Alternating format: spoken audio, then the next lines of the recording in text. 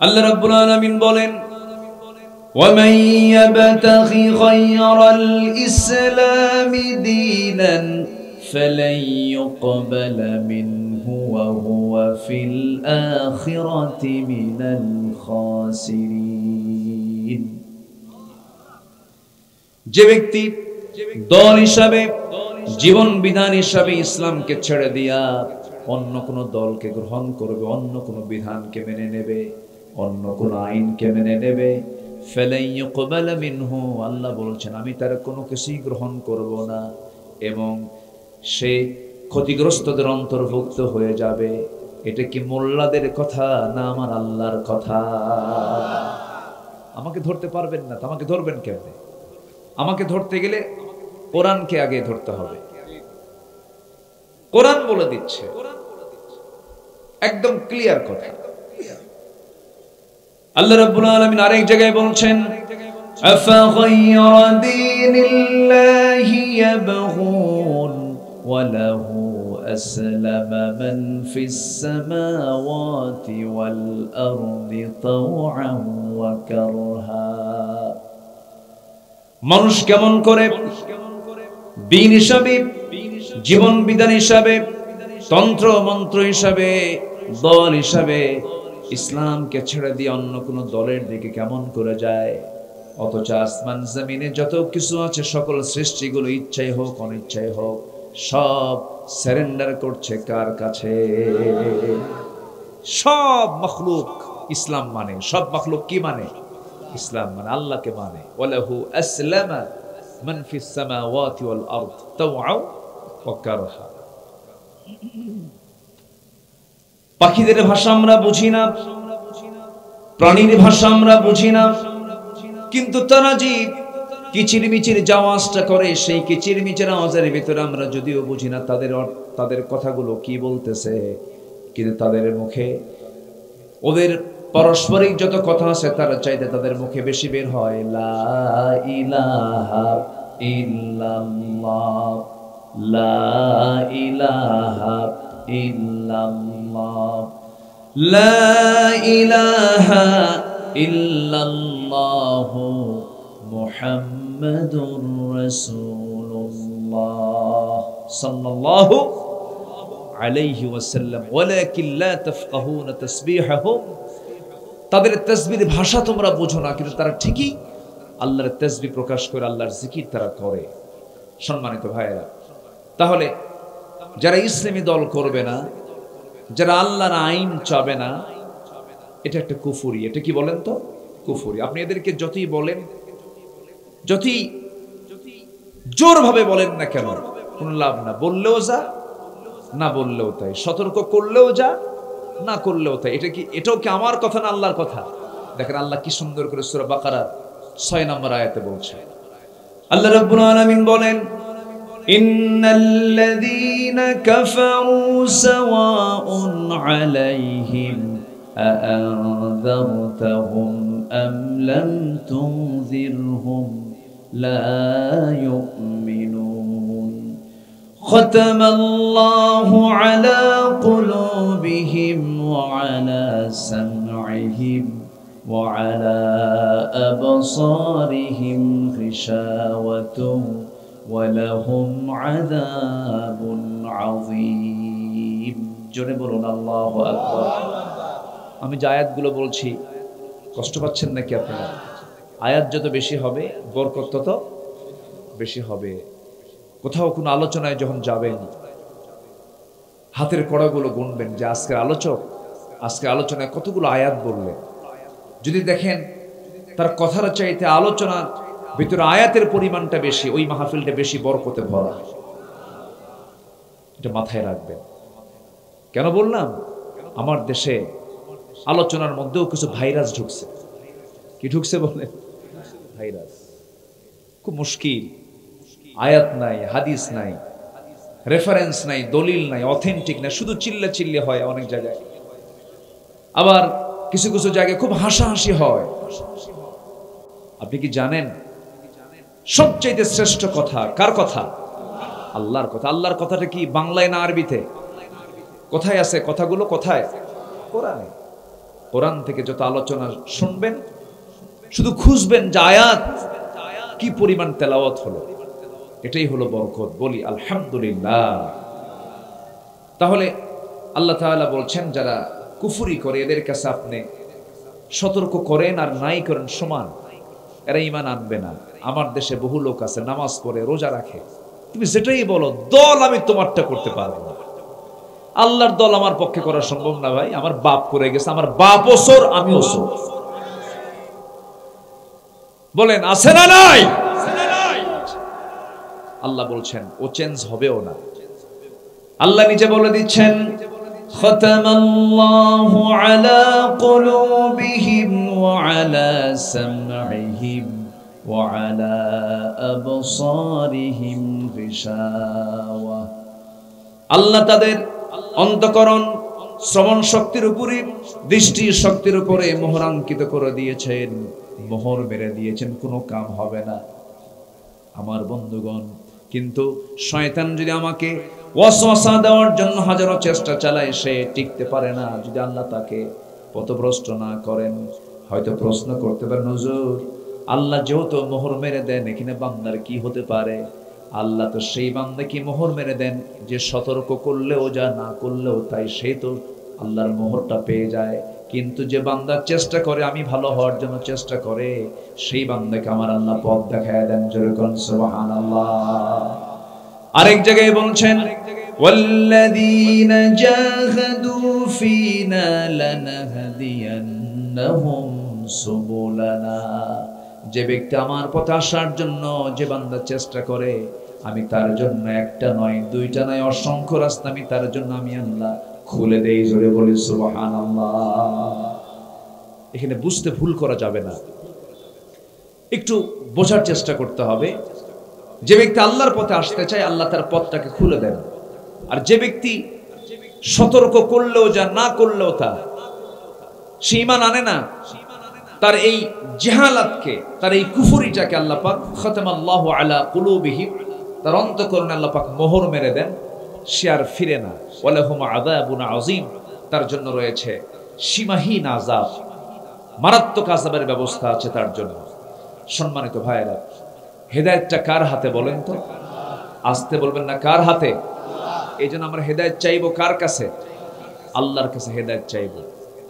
ব্যক্তি যদি হেদায়েতের মালিক হতো, আমার নবীর হাতে বায়াত নিয়ে ইসলাম কবুল করতে সবার আগে আবু তালেব। আবু তালেব কি মুসলিম না কাফের? বলেন মুসলিম না কাফের?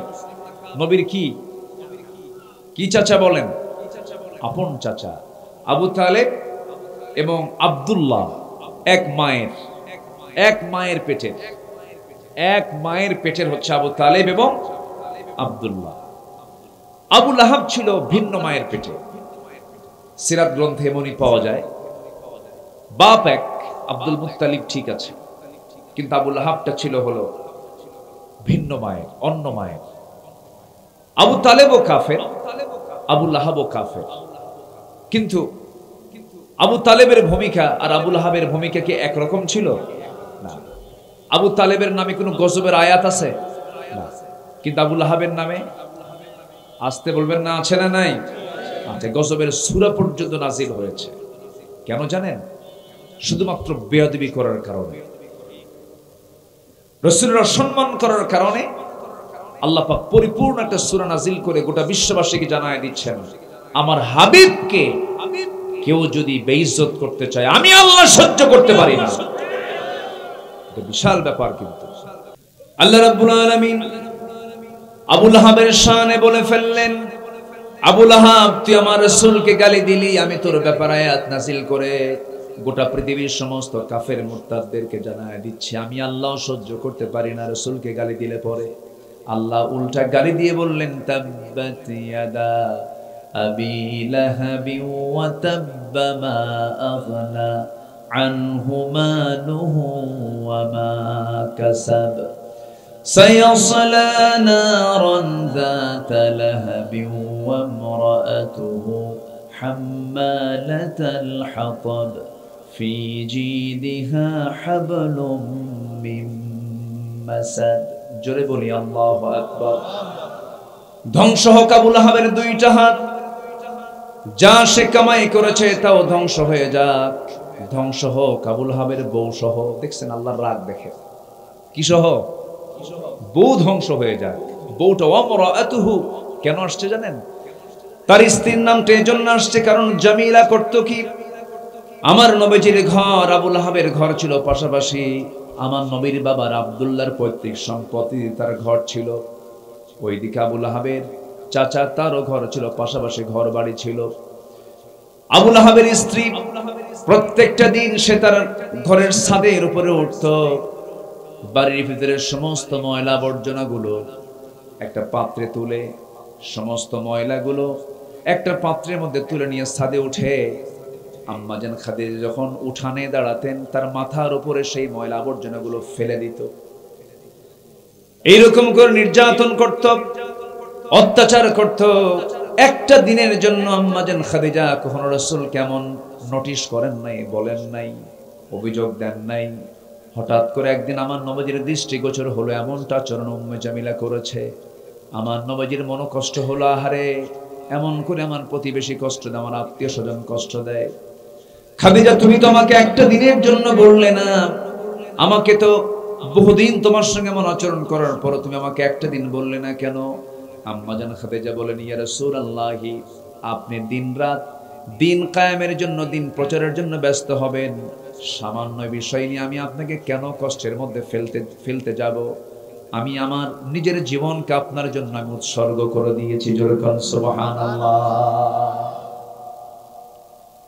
আমার ভাইরা, আমার নবীর শান কত, মান কত, নবীজির দামটা কত আল্লাহ রাব্বুল আলামিন এই পৃথিবীতে তারপরেই যাকে স্থান দিয়েছেন তিনি হচ্ছেন মুহাম্মদ সাল্লাল্লাহু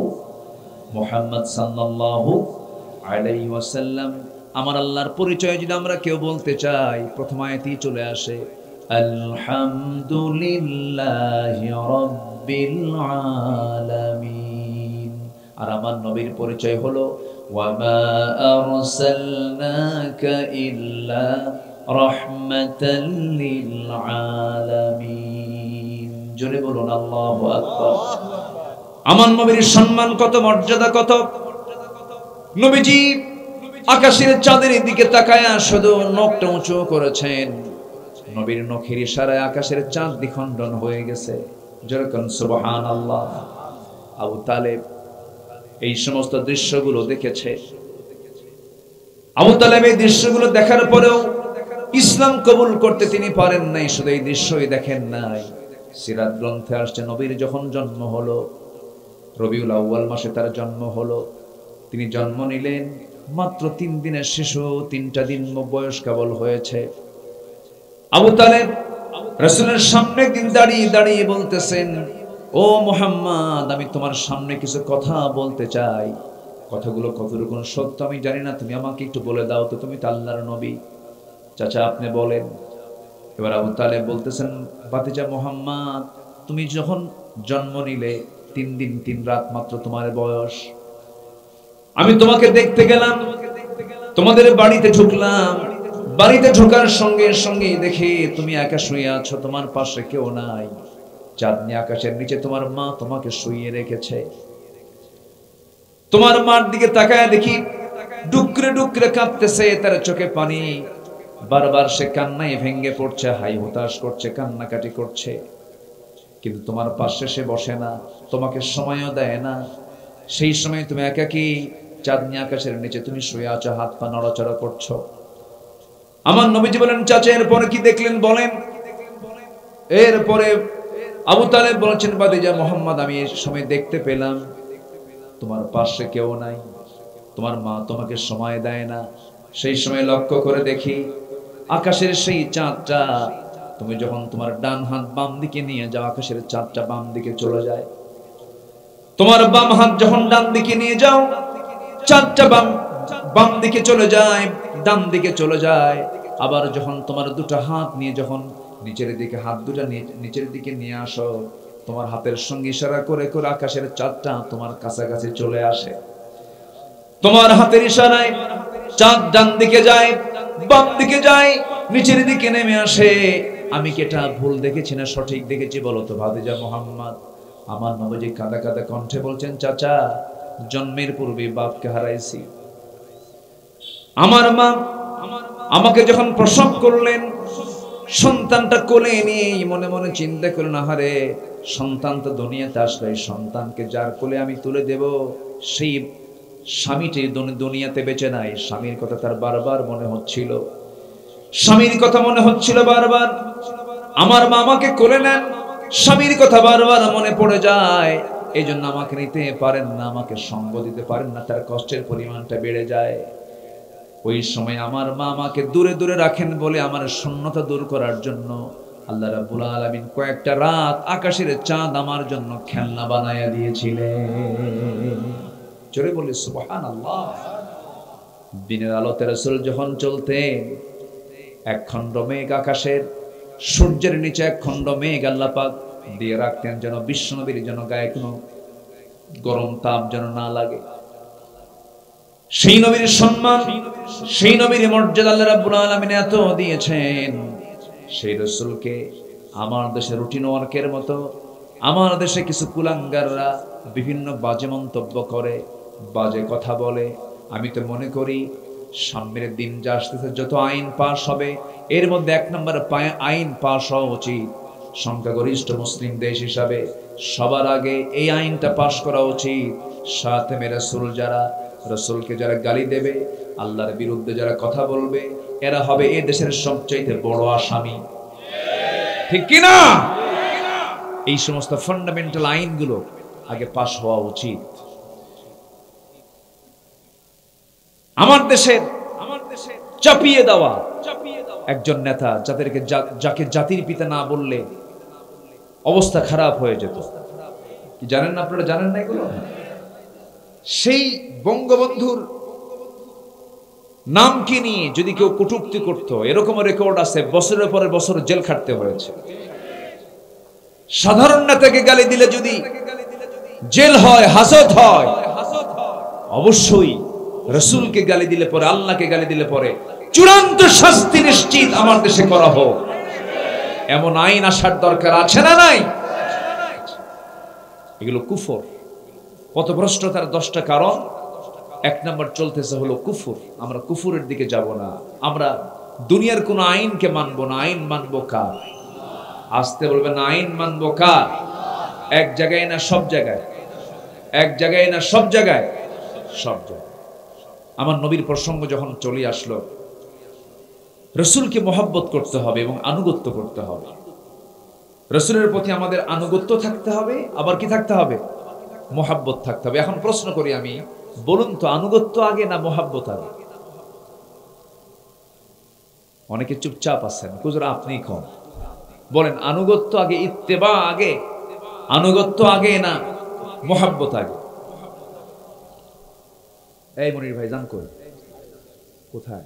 কোনো যাওয়া নাই তো, বসেন। যাচ্ছেন নাকি আপনারা? মঞ্চ থেকে তো যাওয়া যাবে না, মঞ্চ থেকে একজন গেলে ওটা আবার ফলো করবে, যে উনি যখন গেল আমিও যাই। এই জন্য আমি মঞ্চে বসলে যারা বসে আমি তাদেরকে উঠতে দেই না, একটু বসে। আমি খুব বেশি সময় নেব না, আর একটু সময় আমি চেয়ে নিচ্ছি, একটু থাকেন। আমি একটা ধারণা দিয়ে পথভ্রষ্টতার কারণগুলো কি কি এটা বললেই আমাদের জন্য লাইন ক্লিয়ার হয়ে যাবে, তাই না? লাইন ক্লিয়ার হবে না? লাইন ক্লিয়ার হয়ে যাবে। এতক্ষণ কিন্তু একটা বিষয় স্পষ্ট হলো যে আমরা দল করবই, সেই দল হতে হবে অনিসলামী দল না ইসলামী দল? বলেন বলেন বলেন বলেন। যে বলে আমি কোনো দল করি না, ওটা মানুষই না। যে বলে আমি নিরপেক্ষ, হলো হিজরা। হিজরা ওটা আছে না? এরকম কিছু লোক আছে না নাই? যে বলে আমি নিরপেক্ষ হচ্ছে সবচাইতে বড় শয়তান ওটা। নিরপেক্ষের জন্য জান্নাত নাই, পক্ষ একটা নিতে হবে, সেটা হচ্ছে শয়তানের পক্ষ না আল্লাহর পক্ষ? আল্লাহর পক্ষ নিতে হবে। এটা ক্লিয়ার হওয়া। আল হালালু বাইয়িন ওয়াল হারামু বাইয়িন, হক স্পষ্ট, বাতিল স্পষ্ট। হালাল হারাম দুটো স্পষ্ট করে দিয়েছেন তিনি কে? দুনিয়ার কিছু পার্থিব প্রাপ্তির জন্য আপনি বলবেন, ভাই আমি কিছু বুঝি না, ভাই আমি কোনো দলই করি না, ওই লোকের মতো মারামারি লাগছে, দল লিন আর জল্লিন গ্রুপ, দুই দিকে দুই লাঠি, মাঝখানে সলিমুদ্দি গলির মাঝখানে পড়ে গেছে, ওদিক থেকে দল্লিনের লাঠি, এদিকে জল্লিনের লাঠি, দুই লাঠি যখন মাথার উপরে পড়ছে, এই তুই কি দল্লিন না জল্লিন? ভাই আমি দল্লিন জল্লিন, আমি নামাজই পড়ি না, আমাকে একটা পক্ষ ধরতেই হবে। সেই পক্ষ হবে কার পক্ষ? সেই দল হবে কার দল?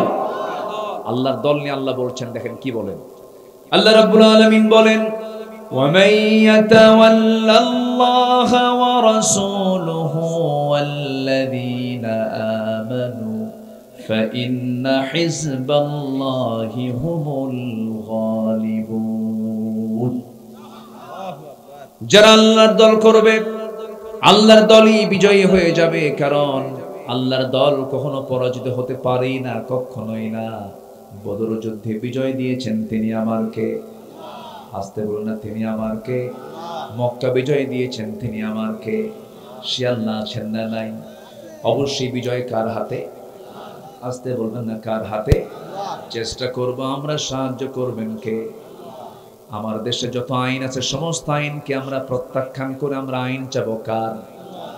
রাসূলকে আল্লাহ পাক দুনিয়াতে কেন পাঠালেন, কি জন্য পাঠালেন? কোরআনকে প্রশ্ন করুন, কোরআন জবাব দিচ্ছে একাধিক জায়গায়। এক জায়গায় বলতেছেন মহান রব্বুল আলামিন, হুয়াল্লাযী আরসালা রাসূলাহু বিল হুদা ওয়া দীনিল হাক্কি লিইয়ুযহিরাহু আলাদ দীনি কুল্লিহি ওয়া কাফা বিল্লাহি শাহীদা ওয়ালাউ কারিহাল মুশরিকুন। জোরে বলুন আল্লাহু আকবার।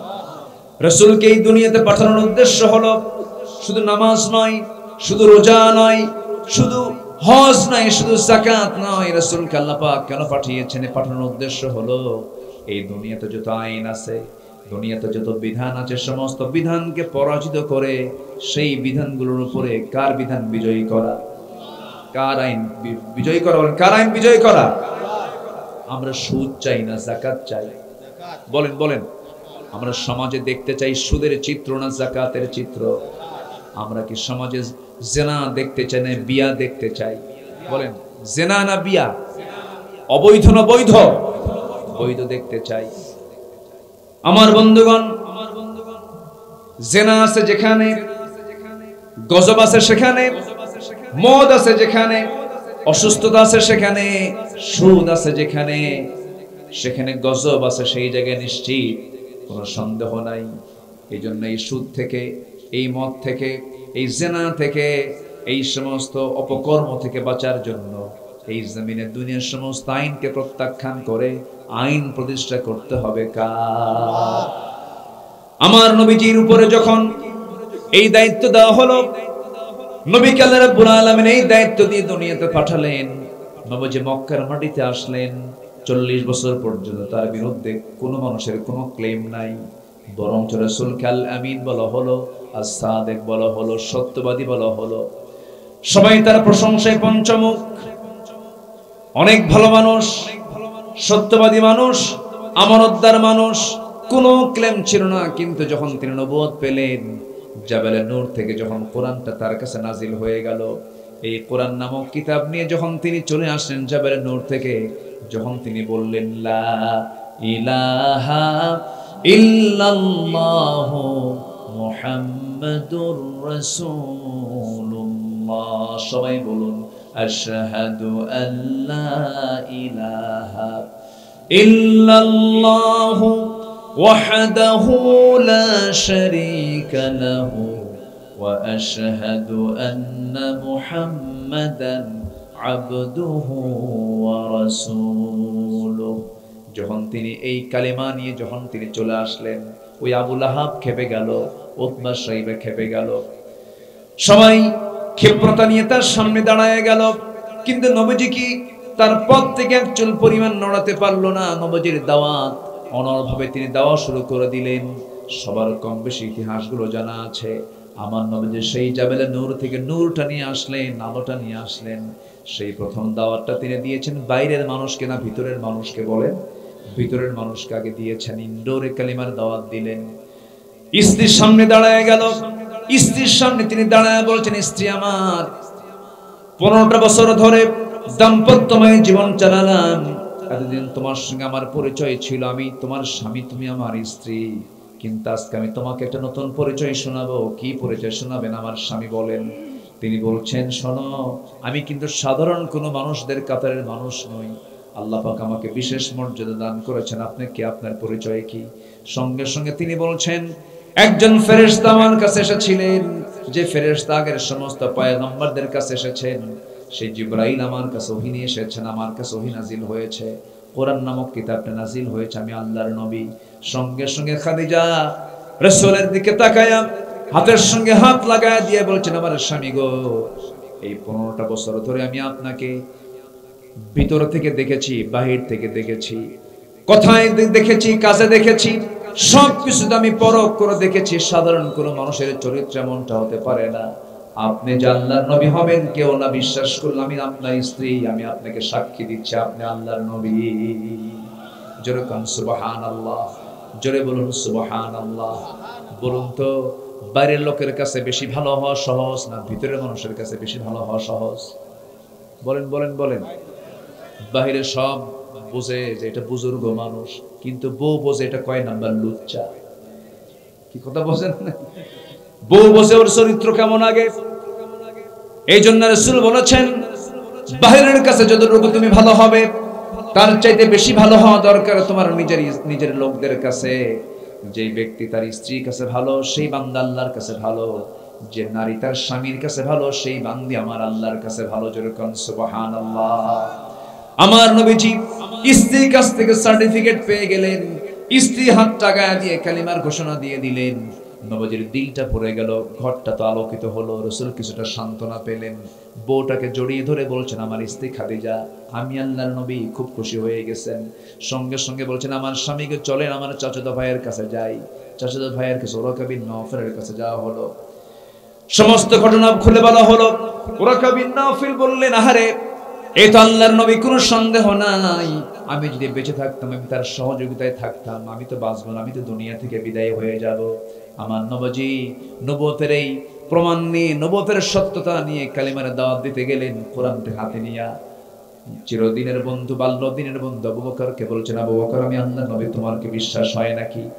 সাইয়েদনা আবু বকর রাদিয়াল্লাহু তাআলা আনহু চোখের পানি মুছতে মুছতে বলছেন, আমার বন্ধুরে, একটা দিন যার মুখ থেকে অযাচিত কোনো কথা বলতে শুনলাম না, একটা মিথ্যা কথা বলতে শুনলাম না, যার কথার দ্বারা কাজের দ্বারা কোনো কষ্ট কোনোদিন পেলাম না, তুমি যে আল্লাহর নবী হবে কোনো সন্দেহ না, আমাকে তুমি কালেমা পড়ায় দাও। আমার নবীজি যে রাত্রে ইসরা করেছিলেন, মক্কা থেকে তিনি বাইতুল আকসা পর্যন্ত গিয়েছিলেন, মসজিদ হারাম থেকে মসজিদ আকসায় গিয়েছিলেন, মেরাজ করেছিলেন, আরশ আজিম সফর করে এসেছেন, জান্নাত দেখেছেন, জাহান্নাম দেখেছেন। মাত্র দুনিয়ার 29 সেকেন্ড টাইমের ভিতরেই তার সব কিছু হয়ে গিয়েছিল। ওই সময়, ওই যুগে, যে যুগে কোনো বিমান ছিল না, কোনো দ্রুতগামী কোনো যানবাহন ছিল না, সেই যুগে মেরাজ শেষে আমার নবীজি মক্কায় যখন আসলেন, পরের দিন সকালবেলা আমার নবীজি বলছেন, আবু বকর, গত রাত্রে আমি ইসরা করেছি, বাইতুল আকসা গিয়েছিলাম, আরশ আজিম, জান্নাত জাহান্নাম সব দেখা হয়ে গেছে, আমি যে মেরাজ করেছি, তোমার কি বিশ্বাস হয় নাকি? সাইয়েদনা আবু বকর কাঁদতে কাঁদতে বলছেন, সাদ্দাকতা ইয়া রাসূলুল্লাহ, সাদ্দাকতা ইয়া রাসূলুল্লাহ, আপনি সত্যি বলছেন, আপনি মেরাজ করেছেন, আপনি যা বলেছেন তাই সত্য বলেছেন। সাইয়েদনা আবু বকর রাদিয়াল্লাহু তাআলা কে রাসূল বলেন, ওরে আবু বকর, আজকের থেকে তোমার নাম সিদ্দিক। আল্লাহু আকবার। আজকের থেকে তোমার নাম সিদ্দিক। কি অবিচল বিশ্বাস সাহাবীদের ভিতরে ছিল নবীর প্রতি। সবিচল আস্থা, বিশ্বাস আনতে হবে আমাদের মাঝেও। আল্লাহ যা বলে দিয়েছেন কোনো কন্ডিশন করা যাবে না, আল্লাহ যা হুকুম দিয়েছেন কোনো প্রশ্ন তোলা যাবে না। প্রশ্ন করলেই কুফরি, প্রশ্ন করলে কি কুফরি। পথভ্রষ্টতার কারণ হলো মোট 10টা। 1 নম্বর কারণ হলো কুফরি করা। আল্লাহ যা বলে দিয়েছেন এই কথার উপর আর কোনো কথা নাই, রাসূল যা বলে দিয়েছেন এই কথার উপর আর কোনো কথা নাই। আবু বকর মেরাজ করে আসলাম, জান্নাত দেখলাম, জাহান্নাম দেখলাম, বাইতুল আকসা দেখে আসলাম 29 সেকেন্ডে। কত সেকেন্ডে বলেন? তোমার কি বিশ্বাস হয় নাকি? কেঁদে ফেলে বলছেন, সাদ্দাকতা ইয়া রাসূলুল্লাহ, রাসূল আপনি সত্যি দেখে আসছেন, সত্যি দেখে আসছেন, সত্যি দেখে আসছেন। আল্লাহু আকবার। আবু জেহেল পাইছে এবার বড় একটা কারণ, নবুয়ত কেমনে মিথ্যা প্রমাণ করা যায়। মুহাম্মদ ছিল আধা পাগল, এখন হয়ে গেছে পুরো পাগল। কেন? শুনছো তোমরা সে নাকি গত রাত্রিতে বাইতুল হারাম থেকে বাইতুল আকসা, সেই প্যালেস্টাইনের ফিলিস্তিনের বাইতুল আকসায় নাকি সে ইসরা করে রাত্রি ভ্রমণ করে নাকি সে আসছে। এদিকে পাগল না মহাপাগল এরকম করে সে প্রচার করা শুরু করে দিল। সে পাগল হয়ে গেছে, এটা কেমন করে সম্ভব হয়? কিন্তু অসম্ভবকে সম্ভব করতে পারেন তিনি আমার কে? আসতে বলবেন না তিনি আমার কে? যে মানবে সে ইমানদার, যে মানবে না সে হলো কি বেঈমান না ঈমান? বলেন বেঈমান। এটাই হচ্ছে কুফরি। এটা কি বলেন তো? কুফরি। আল্লাহ তাআলা বলছেন যারা কুফরি করে তাদেরকে আপনি বলেন আর না বলেন কোনো কাম হবে না, কোনো কাম হবে না। একটা বিষয় চলে গেল, আরো আছে 9টা বিষয়। আমাকে সময় দিচ্ছেন তো নাকি? সময় দিচ্ছেন তো? আচ্ছা। নাম্বার 2 হলো শিরিক করা। কি করা বলেন? শিরিক করা। শিরকের বহু দিক আছে। শিরকুল, যে গুনাহটা পিঁপড়া হাঁটলে যেমন আওয়াজ কানে আসে না, শোনা যায় না, শিরিক এমন একটা গুনাহ বান্দা নিজে টেরও পায় না কখন আমার ভিতরে শিরিক চলে আসছে। কেমনে চলবো, কেমনে খাবো, কেমনে পড়বো, এর কথার মধ্যে কি আছে বলেন? বলেন কি আছে? আমাকে চালাবেন কে? আমাকে খাওয়াবেন কে? আমাকে খাওয়ান কে? বলেন তো, আমাকে আল্লাহ ডাইরেক্ট খাওয়ান না? অনেকে বলে আমি না খাইলে আল্লাহ কেমনে খাওয়ায়? আল্লাহ ডাইরেক্ট খাওয়ান। আমরা খাবার দুটা অঙ্গ দিয়ে আমরা গ্রহণ করি, একটা হচ্ছে মুখ দিয়ে আর একটা হচ্ছে নাক দিয়ে। নাকের খাবারটা কে খাওয়ান? সরাসরি কে খাওয়ান বলেন? যে বলে আল্লাহ খাওয়ান না, নাকটা চেপে ধরবেন। নাকটা কি করবেন? চেপে ধরবেন। তাহলে বোঝা যাবে যে আল্লাহ খাওয়ান কি খাওয়ান? আল্লাহ সরাসরি খাওয়ান, কেউ খাওয়ায় না। খাওয়ান কে? তাহলে আমরা আল্লাহকে বিশ্বাস করি দেখে না না দেখে? না দেখে। আমরা আল্লাহকে দেখবো জান্নাতে গিয়ে। জোরে বলি ইনশাআল্লাহ। কোথায় গিয়ে দেখবো বলেন? কোথায় গিয়ে? নবীরাই দেখতে পায় নাই। একজন নবী দেখতে গিয়ে পারেন নাই দেখতে। সে কোন নবী বলেন? খুব চেষ্টা করেছেন, সারা জীবন তিনি অডিও কলে কথা বলেছেন।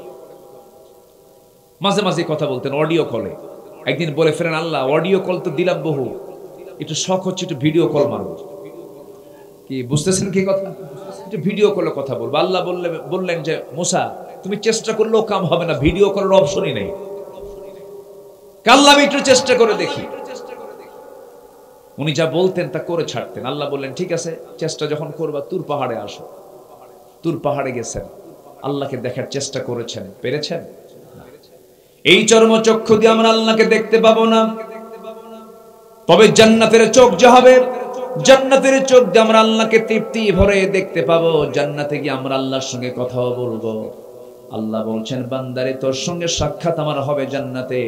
নাম্বার 2 শর্ত হলো শিরিক যে করবে সে পথভ্রষ্ট। আল্লাহ বলছেন শিরিক মুক্ত হয়ে আমার কাছে আসো, আমি তোমার সঙ্গে সাক্ষাৎ করবো। জোরে কোন সুবহানাল্লাহ।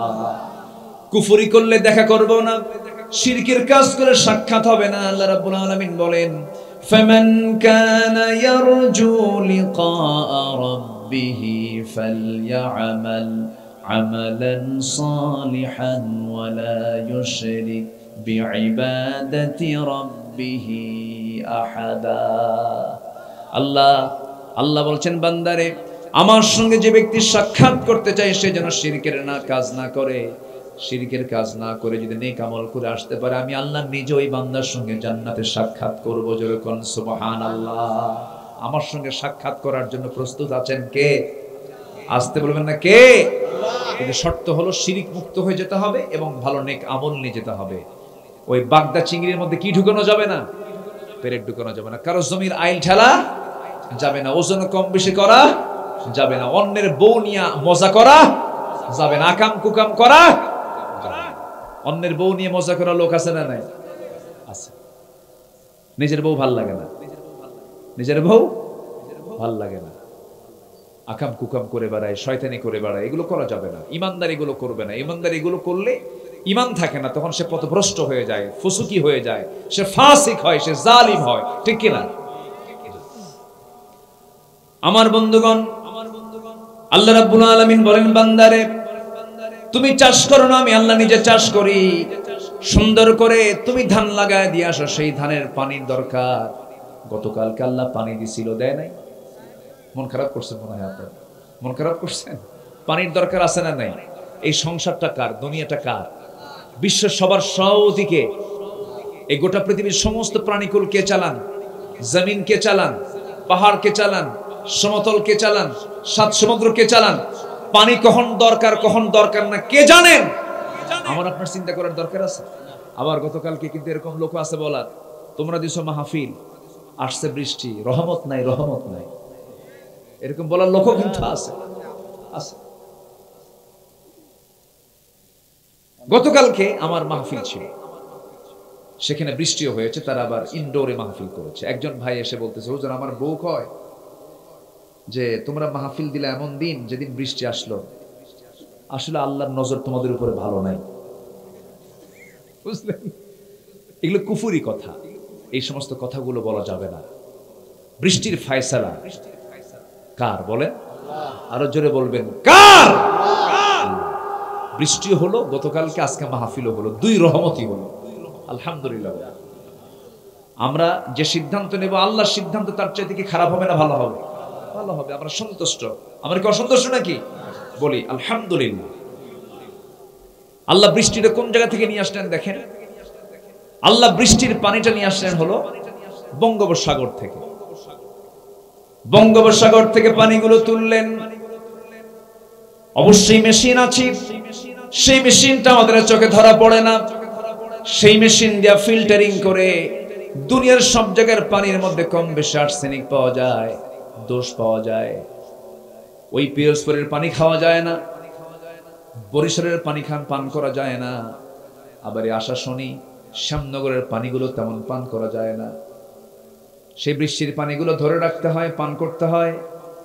কিন্তু আল্লাহ রাব্বুল আলামিন ওই সমুদ্রের পানিকে ফিল্টারিং করে সুন্দর করে যে বাষ্পীয় আকারে তুলে নিয়ে ওয়াটার সাইকেল করে পানি চক্রের মাধ্যমে যে পানিগুলো তুলে নিলেন, সেই পানির মধ্যে আজ পর্যন্ত কোনো গবেষক কি কোনো জার্ম খুঁজে পেয়েছে নাকি?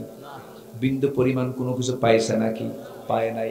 বঙ্গোপসাগরের পানিটাকে আল্লাহ রাব্বুল আলামিন সুন্দর করে তুলে নিয়া বাতাসের সাথে বাষ্পীয় করে ওই পঞ্চগড়ের তেতুলিয়ার সলিমুদ্দিন মিয়ার জমির 4 শতক ধুলাই মলিন জমিনটাকে সুন্দর করে ভিজায় দিয়া সিক্ত করে সবুজ শ্যামল বানায় দিয়েছেন তিনি আমার কে। তাহলে চাষি কে? সে পানি যে তুললেন পাইপ দিয়া, পাইপ সিস্টেম হলে পরে বিমান কি চলতো আকাশে? পাইপ সিস্টেম, বঙ্গোপসাগর থেকে একটা পাইপ যাবে ওই পঞ্চগড়ে আকাশ দিয়া, তাহলে আকাশ পথ সব খালি কি দিয়ে ভরা থাকতো? পাইপ দিয়ে ভরা থাকতো। কিচ্ছু নাই। কি সুন্দর করে আল্লাহ পাক সে পানিগুলো তুললেন, এবং সে পানিটা সেই পরিমাণ তোলেন জমিন থেকে, সেই পরিমাণ তোলেন যে পরিমাণ দরকার। বিকাদারিন বিমাইন বিকাদারিন, আল্লাহ তাআলা পরিমাণ মতো তোলেন, পরিমাণ মতো। 516 টন, 516 টন প্রতি সেকেন্ডে আল্লাহ পাক জমিন থেকে আল্লাহ তাআলা পানি বাষ্পীয় আকারে তোলেন। যেরকম সুবহানাল্লাহ। সেই পানি আকাশ থেকে আল্লাহ রাব্বুল আলামিন জমিনে নাজিল করেন, সেই পরিমাণ পানি নাজিল করেন যে পরিমাণ পানি জমিন থেকে তোলেন। আল্লাহু আকবার বলেন। সেটা আমার বাড়ির সামনের পুষ্কুনি থেকে, আমার আপনার বাড়ির পিছনের পুকুর থেকে, বিল থেকে, ঝিল থেকে, সব জায়গা থেকে তুলে নিয়ে সুন্দর করে ফিল্টারিং করে আবার সুন্দর করে আবার তিনি আকাশে বৃষ্টির মতো করে আকাশ থেকে বাড়ি বর্ষণ করেন। তিনি আমার, জোরে বলবেন কে? আরো জোরে বলেন, তিনি আমার কে? আল্লাহ। পৃথিবীর কেউ পারে এটা? পারে। মাঝখানে দুবাই একটু বেশি চালাকি করতে গেছি। দুবাই করছে কি, প্রযুক্তি ইউজ করেছে। বৃষ্টি হয় না তো, বৃষ্টি খুব কম হয়। তারা ওই করছে কি, মেঘের ওখানে গিয়ে তারা কিছু প্রযুক্তি ব্যবহার করতে গিয়ে এমন প্রযুক্তি উল্টা হয়েছে, এমন বৃষ্টি হয়েছে দুবাই এয়ারপোর্ট একদম বন্যায় ভেসে গেছে। যা, কি কথা কি বুঝতেছেন?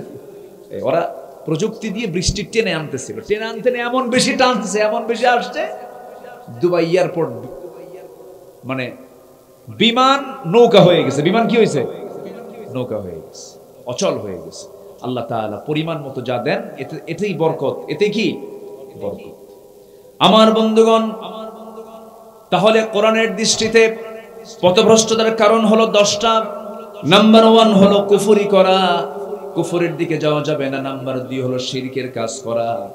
নাম্বার 3 হলো দুনিয়ার প্রতি অত্যাধিক মোহ যাদের মধ্যে থাকবে, এটা পথভ্রষ্টতার কারণ হয়ে যায়। দেখেন, বিগত 16 বছর যারা ক্ষমতায় ছিল তারা কম খাইছে না বেশি খাইছে? বলেন কম খাইছে না বেশি খাইছে? একটু কম করেই খাইছে বেশি। কিছু কিছু মশা আছে, দেখবেন মশা যখন পড়ে হুঁশ থাকে না, রক্ত পাওয়া মাত্র বেহুশের মতো খায়, আর উঠতে পারে না। ওর পাখার চাইতে পাখা দিয়ে যে উড়বে সে ক্ষমতাই নাই, শীত হয়ে পড়ে আর পারে না।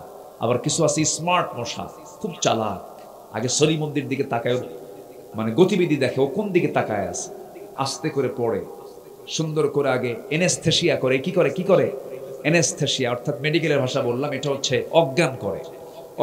ওই চামড়াটা অজ্ঞান করে, যেন আমি হুল ফুটালে যেন সলিমুদ্দি না টের পায়। সুন্দর করে এনেস্থেশিয়া করে, এরপরে ধীরে ধীরে ধীরে ধীরে সে তার হুলটা ফুটায় দেয়, ভিতরে গভীরে চলে যায়, রক্তগুলোকে শোষণ করতেছে, পরিমাণ মতো নিয়ে খায়া চট করে উঠে যায়। বসলো কখন, উঠলো কখন বোঝার কায়দা। এটা স্মার্ট মশা। কি মশা বলে? স্মার্ট মশা। কিন্তু ওই যে ছ্যাঁচড়া মশা কিছু আছে, এমন খাওয়া খায় হুঁশ নাই, উঠতে পারে না। এই 16 বছর ছিল হলো ছ্যাঁচড়া মশা বলেছে। কি মশা ছিল? ছ্যাঁচড়া মশা। আল্লাহ পাক ইন্নাল্লাহা লা ইস্তাহি আন ইয়াদরিবা মাসালান মা বাউদাতান, আল্লাহ তাআলা মশার উদাহরণ দিয়েছেন কোরআনে কারীমের মধ্যে। যেরকম সুবহানাল্লাহ আছে না, বাউদাতান মশার কথা বলেছেন। দেখেন মশাকে ছোট চোখে দেখার কোনো সুযোগ নেই, মশার উদাহরণ দেওয়ার কারণ আছে। নাম্বার 1 হলো, দেখেন মশা পড়লো, এনেস্থেশিয়া করলো, দেখেন কত আল্লাহ তাআলা তার মধ্যে কতগুলো গুণ দিয়েছেন, তার বাঁচার জন্য সিকিউরিটি দিয়েছেন। এনেস্থেশিয়া করে মশাগুলো রক্তগুলো শোষণ করলো, বংশবৃদ্ধির জন্য, প্রজনন বৃদ্ধির জন্য। মশা কিন্তু স্ত্রী মশা কামড়ে, বাউদাতান স্ত্রীলিঙ্গের কথা আসছে এখানে। এরপরে রাতের বেলা ঘুমিয়ে পড়বেন, রাতের বেলা যখন ঘুমাতে যাবেন দেখতেছেন চতুর্দিকে তাকায় দেখেন, আলো দিয়ে দেখলেন কোথাও কোনো মশা নেই, একটা মশা আপনার চোখে পড়লো না। শুধু লাইটটা বন্ধ করে শুইতে গেছেন, বালিশে মাথা রেখেছেন, 10 মিনিট যেতে না যেতেই 4-5টা মশা এসে কানের কাছে এসে সারে গামা পাদানিসা শুরু করে। কিনা বলেন? শুরু হয়ে গেছে। এটা আসলো কোন জায়গা থেকে? লাইট বন্ধ করলাম, ওর চোখ কেমনে ও দেখলো? বিজ্ঞান বলতেছে প্রত্যেকটা মশা 75 থেকে 80 ফুট দূর থেকে টের পায় এটা কোন সলিমুদ্দি এখানে শুয়ে আছে, কোন সলিমুদ্দি, কোন মানুষটা এখানে আছে। 75 ফুট দূর থেকে সে টের পায় এখানে কোনো মানুষ আছে। আল্লাহু আকবার বলেন। কত ফুট দূর থেকে? 75 ফুট দূর থেকে।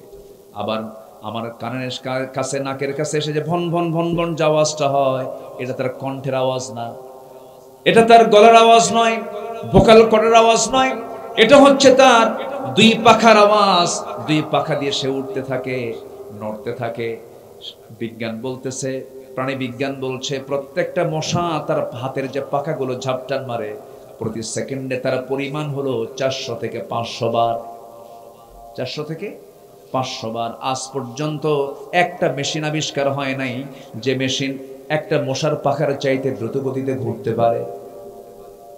সুবহানাল্লাহ বলবেন না? জোরে বলেন সুবহানাল্লাহ। কাফেররা কয় ফায়াকুলুনা মাযা আরাদাল্লাহু বিহাদা মাসালা, তোমাদের আল্লাহ এই মশার উদাহরণ দিয়ে এখানে কি লাভ পাইছে? দেখ কি লাভ পাইছে। আল্লাহু আকবার বলেন। ছোট্ট মশার মধ্যে আল্লাহ পাক কত কি রেখে দিয়েছে। সর্বশেষ এই মশার কামড় খায় বিদায় নিয়েছিল কে? কে বলেন, কে বিদায় নিয়েছিল? নমরুদ। উদাহরণ ঠিক আছে না বেঠিক আছে? কোন মশা খাইছিল? কোন মশা? ন্যাংরা না, অটিস্টিক। কি মশা কোন? অটিস্টিক। ন্যাংরা তো হয়তো কোনো কারণে তার পা শুধু বিকল হয়েছে, পা শুধু হয়তো ভাঙছে, কিন্তু পা না, ওর মাথা থেকে একদম পা, নার্ভিং প্রবলেম। কি প্রবলেম? নার্ভিং ডিসঅর্ডার, মানে মাথা থেকে পা পর্যন্ত। অটিস্টিক বাচ্চা আছে না কিছু, ওদের মাথা থেকে পা প্রত্যেকটা অঙ্গ প্রত্যঙ্গ গুলো কি অচল, আঁকাবাঁকা, মানে নার্ভিং, মানে নার্ভগুলো সক্রিয় না। তো আল্লাহ তাআলা ন্যাংরা মশা পাঠান নাই, আল্লাহ পাক নমরুদকে প্রতিহত করার জন্য দিয়েছেন কি মশা বলেন? প্রতিবন্ধী অটিস্টিক মশা। আল্লাহু আকবার বলেন। আল্লাহ বলছেন নমরুদ তুই খুব শক্তিশালী হয়ে গেছিস, আমার খলিলকে মূর্তি ভাঙ্গার অপরাধী করে শিরকের বিরুদ্ধে আন্দোলন করার কারণে আমার খলিলকে তুই আগুনে পুড়িয়ে মারার সিদ্ধান্ত নিয়েছিলি। আমি সেখান থেকে বাঁচায় দিয়া আমার খলিলকে মর্যাদায় বসায়া তোকে অটিস্টিক মশা দিয়া বিদায় করে দিয়েছি। আল্লাহর ক্ষমতা আছে না নাই? আল্লাহ এখনো আছেন, আল্লাহ এখনো আছেন। খুব নিকটবর্তী সময় আল্লাহ পাক তা দেখিয়ে দিয়েছেন আমি আল্লাহ আছি। যেরকম সুবহানাল্লাহ, যেরকম সুবহানাল্লাহ। বদর যুদ্ধের দিন এক অসম যুদ্ধ, কোথায় 1000 সৈন্য, অস্ত্র শস্ত্র, ঘোড়া, সব খাবার রসদ সব আছে। আমার নবীজি মাত্র 313 জন সাহাবীকে নিয়ে, তাও 16টা রোজা রাখছেন, শরীর দুর্বল। মক্কা থেকে মদিনা হিজরত করেছেন, একদম শারীরিকভাবে আর্থিকভাবে সব দিক থেকে দুর্বল সাহাবীরা। তাদেরকে নিয়ে 313 জন সাহাবী নিয়ে যখন আল্লাহর অর্ডার পেলেন যুদ্ধে যেতে হবে, নবীজি বললেন, সাহাবীরা আজকের যুদ্ধের দিনে তোমরা রোজাটা ভেঙে ফেলো। সাহাবীরা রোজাও রাখবো, যুদ্ধ করবো না, রোজা পরে রাখতে পারবে। ফাইদাতুম মিন আইয়ামিন উখর, রোজাটা ভাঙবো, যুদ্ধে ঝাঁপিয়ে পড়তে হবে। যুদ্ধে ঝাঁপিয়ে পড়লেন। ওই যুদ্ধের দিন সরাসরি সাহায্য করেছেন তিনি কে? আসতে বলবেন না, তিনি কে? আমি প্রায় একটা কথা বলি, আমরা হয়তো ভাবতেছি আমরা মাত্র 20 কোটি, প্রতিবেশীতে আছে 200 কোটি, আমরা মনে হয় পারবো না। আল্লাহ নিজেই অফার দিচ্ছেন, ইয়াকুম মিনকুম 20 সাবিরুন ইয়াগলিবু 200, তোমরা যদি 20 জন ইমানদার হও 200 জনের উপর আমি আল্লাহ বিজয় দিয়ে দেব। আল্লাহ নিজে বলে দিচ্ছেন, কোনো টেনশন নাই। আমাদের সংখ্যা যা আছে বিজয় হওয়ার মতো সংখ্যা আছে, শুধু ভেজাল মুক্ত ঈমান আনতে হবে। আল্লাহু আকবার বলেন। পথভ্রষ্টতার পথগুলো ছাড়তে হবে, কুফরি ছাড়তে হবে, শিরিক ছাড়তে হবে, দুনিয়ার অত্যাধিক মোহনগুলো ছাড়তে হবে। আল্লাহ আমাদের সাহায্য করবেন। সাহায্যের জন্য কে আছেন? আল্লাহ আছেন। বদরে সাহাবীরা রওনা দিলেন, 313 জন সাহাবী। আল্লাহ তাআলা এই সচক্ষে 2009 সালে আল্লাহ পাক আমাকে প্রথম দেখিয়েছেন বদরের প্রান্তর। বদরে গিয়েছিলাম, বদরে সেখানে বিশাল বিশাল পাহাড় আছে, বালুর পাহাড়, সেখানে শুধু বালু দিয়ে ভরা। বালুর মধ্যে পা ডেবে গেলে মানুষ হাঁটতে পারে না, অসহায় হয়ে যায়। সাহাবীরা হাঁটতে পারছেন না, পা বারবার ডেবে যাচ্ছে। সাহাবীরা বলছেন, ইয়া রাসূলুল্লাহ, রমজান মাস অর্ধেক পর্যন্ত রোজা রাখলাম, শরীরে কোনো শক্তি নাই, যুদ্ধ করতে আসছি, 2টা পা বারবার বালুতে ডেবে যাচ্ছে, যুদ্ধ করব কেমনে? আপনি আল্লাহর কাছে সাহায্য করুন। আমার নবীজি 2টো হাত উঁচু করে আকাশের মালিকের দিকে তাকায় সাহায্য চাইলেন। আকাশে খণ্ড মেঘ জমা হলো, কালো মেঘ আসলো, বৃষ্টি নাজিল হলো। বালুর উপরে যখন বৃষ্টির পানি পড়ে তখন বালু কি হয়? আজ তখন কি হয় বলে? ওইদিকে কাফের মুশরিকরা যে পাশে দাঁড়ানো ছিল সেই জায়গাটা ছিল হলো আঠাল মাটির জায়গা, শক্ত মাটির জায়গা। শক্ত মাটিতে যখন পানি পড়ে তখন কি হয়? পিছলা হয়ে যায়। আল্লাহ সাহায্য নাজিল শুরু হয়ে গেল। ওয়ালাকাদ নাসরাকুমুল্লাহু বিবাদরিন ওয়া আনতুম আদিল্লাহ। যুদ্ধ শুরু হয়ে গেছে, সাহাবায়ে কেরাম প্রস্তুতি নিয়ে ফেলেছেন। যুদ্ধের এক পর্যায়ে দেখা গেল কাফেরদের পরাজয় হয়ে গেছে। আবু জেহেলকে আল্লাহ রাব্বুল আলামিন দুনিয়া থেকে নিশ্চিহ্ন করেছেন। কোনো প্রাপ্তবয়স্ক সাহাবীর হাতে নয়, 2টা শিশুর হাতে তাকে দুনিয়া থেকে বিদায় করে দিয়েছেন। মুআজের মাধ্যমে আবু জেহেলের ইনিংস শেষ হয়ে গেছে। আবু জেহেলের ইতি দুনিয়া থেকে বিদায় সে নিয়ে নিয়েছে। আমার নবীজি বদর যুদ্ধের দিন সাহাবায়ে কেরামকে নিয়ে তিনি নিজেই নেতৃত্ব দিয়েছেন। 313 জন সাহাবী নিয়ে 1000 সৈন্যকে পরাজিত করেছেন। আল্লাহ বলছেন, হে রাসূল, বিজয় তো আমি আল্লাহ নিজে দিয়েছি।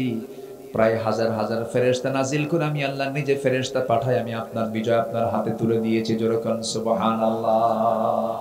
এই বিজয় আসবে কার পথে থাকলে? আসতে বলবেন না, কার পথে থাকলে?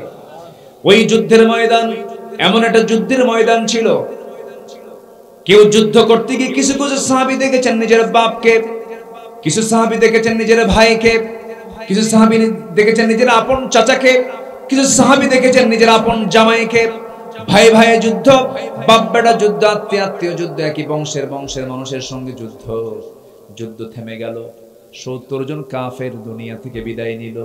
70 জন কাফের কুরাইশ তারা বন্দী হলো। সেই বন্দির মধ্যে আমার নবীর আপন চাচা আব্বাস বন্দী হয়ে গেলেন। আমার নবীর নিজের বড় জামাই, একদম বড় মেয়ের জামাই খাদিজা রাদিয়াল্লাহু আনহা থাকতে যার বিয়ে দিয়েছিলেন, সেই বড় জামাইটা অ্যারেস্ট হয়ে গেল, যুদ্ধবন্দী হয়ে গেল। আমার নবীজি 70 জন যুদ্ধবন্দীকে রাসূল বলে দিলেন, সাহাবীরা সবাইকে তোমরা পিঠ মোড়াতে বেঁধে ফেলো। কি মোড়া দিয়া? পিঠ মোড়াতে বেঁধে ফেলো। ওদের জন্য খাবার দিয়ে দাও। সবাইকে তোমরা খাবার দিয়ে দাও। খাবার দিয়ে দেওয়া হলো, কিন্তু সবাইকে দেওয়া হলো খেজুর।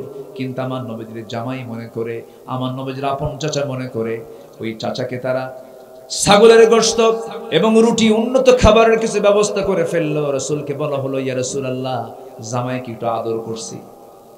জামাইকে কি করছি? জামাই একটু আদরের না, একটু আদর করেছে। রাসূল কেন আদর করতে গেছে? যুদ্ধের নীতি তো এমন নয়, আত্মীয়করণ করা যাবে না। যেহেতু আমার জামাই আবুল আসকে এবং আমার চাচা আব্বাসকে যেহেতু তোমরা খেজুর না দিয়া গোশত দিয়েছো, রুটি দিয়েছো, বাকি 68 জন যারা আছে তাদেরকে তোমরা গোশত দাও, রুটি দিয়ে দাও, তাই করা হলো। এবার বলা হলো, মুক্তি যদি পেতে চাও, মুক্তিপণ দিয়ে তোমরা মুক্তি নিয়ে নাও। সবাই টাকা পয়সা দিল, মুক্তি নিয়ে চলে যাচ্ছে মক্কার দিকে। সাইয়েদনা আব্বাস রাদিয়াল্লাহু আনহু স্বামী ইসলাম কবুল করেন নাই। তার সামনে যখন হাজির হয়ে গেছেন, রাসূল বলছেন, চাচা মুক্তিপণ দিতে হবে। আব্বাস রাদিয়াল্লাহু আনহু বলছেন, ভাতিজা মুহাম্মদ, তুমি আমার থেকে মুক্তিপণ নিবা, তুমি তো আমার ভাতিজা হও, আমি তোমাকে দেব না। এবার তিনি বলছেন, আমি যদি আপনার ভাতিজাই হই, আপনি ভাতিজার বিরুদ্ধে চাচা হয়ে যুদ্ধ করতে আসছেন কেন? আমি আপনাকে ছাড়বো না। আল্লাহু আকবার বলেন। ছাড়া যাবে না। এবার বলতেছে, ভাতিজা মুহাম্মদ শোনো, তোমার চাচি আম্মার কাছে আমি তেমন কিছু রেখে আসি না, কিচ্ছু নাই। আমার নবী মুসকে মুসকে হাসি মেরে বলছেন, চাচা মিথ্যা কথা বলা যাবে না, আমি যতটুকু জানতে পেরেছি চাচি আম্মার কাছে 6টা স্বর্ণের টুকরা আছে। এবার সঙ্গে সঙ্গে আব্বাস বলছেন, ও ভাতিজা মুহাম্মদ, আমার ঘরের স্বর্ণের খবর তোমাকে দিল কে? এই জন্যই তো আমি আল্লাহর নবী। যেরকম সুবহানাল্লাহ, হাতটা আগায় দিয়ে সাইয়েদনা আব্বাস বলছেন, আর দেরি করায়ও না, আমারে পড়ায় দাও লা ইলাহা। এবার আপন জামাই আবুল আস, আপন জামাই কে? আবুল আস, নবীজির আপন বড় মেয়ের জামাই। ইসলাম তখন কবুল করে নাই, মেয়েটাও পড়ে আছে মক্কায়। ইসলাম কাকে বলে দেখেন? ইসলাম আত্মীয়করণ করে না, ইসলাম ভাই ভাই পৃথক করে দেয়, বাপ বেটা পৃথক করে দেয়। রাসূল বলেন, আবুল আস, তোমাকে মুক্তিপণ দিতে হবে। আচ্ছা ঠিক আছে। মক্কায় খবর পাঠাইছে, মক্কা থেকে আমার নবীজির বড় মেয়ের স্বামীর মুক্তিপণ হিসাবে একটা গলার লকেট, গলার একটা হার পাঠায় দিয়েছে। প্যাকেটটা খোলা মাত্রই রাসূল সেই গলার হারটা দেখলেন আর কান্নায় ভেঙে পড়লেন। সাহাবীরা বলছেন, ইয়া রাসূলুল্লাহ, সামান্য গলার হারের জন্য বিশ্বনবী কাঁদে কেন? আপনি কেন কাঁদতেছেন? আমরা বুঝি নাই হুজুর, একটু বুঝায়া বলেন। রাসূল বলছেন, সাহাবীরা রে, আল্লাহর কসম করে বলি, গলার হার দেখে আমি কাঁদি না, আমি আমার খাদিজার জন্য কাঁদি। কেন খাদিজার জন্য কাঁদেন কেন? এই গলার হারটা পরে থাকতো আমার সামনে, খাদিজা সর্বক্ষণ আমাকে আনন্দ দিত।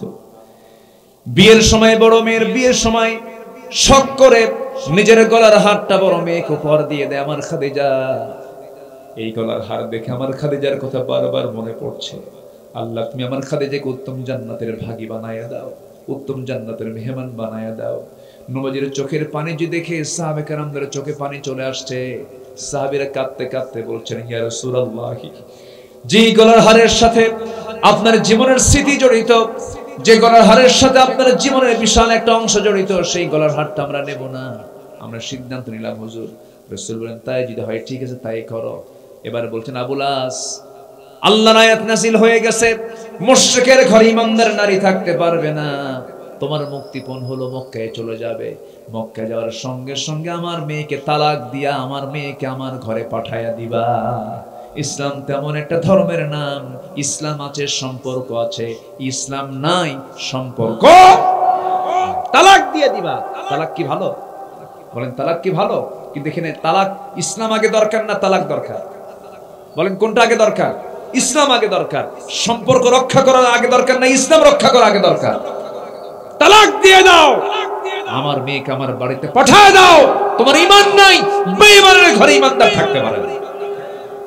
আল্লাহু আকবার, আল্লাহু আকবার বলেন। আমার নবীজি বলে দিলেন, আবুল আস চলে গেছেন। অনেক লম্বা কথা, সময় তো নাই। বলতে হবে, বলতে হবে। মাশাআল্লাহ, বলি আলহামদুলিল্লাহ। বলতে হবে, বলো, ঠিক আছে না?